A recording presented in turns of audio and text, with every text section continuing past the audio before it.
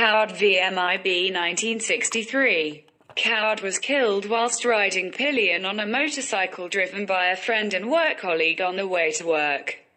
The collision was due to the negligence of the friend. Coward's widow sought to claim damages from the Motor Insurance Bureau since the rider's insurance did not cover pillion passengers. The Motor Insurance Bureau would only be obliged to pay if insurance for the pillion was compulsory. Insurance was only compulsory for pillions if they were carried for hire or reward. Coward paid the friend a small weekly sum to take him to and from work each day. The widow therefore argued that this was a contract for hire or reward. However, the MIB argued that to amount to a contract for hire or reward there had to be an intention to create legal relations which was absent in agreements of this nature between friends.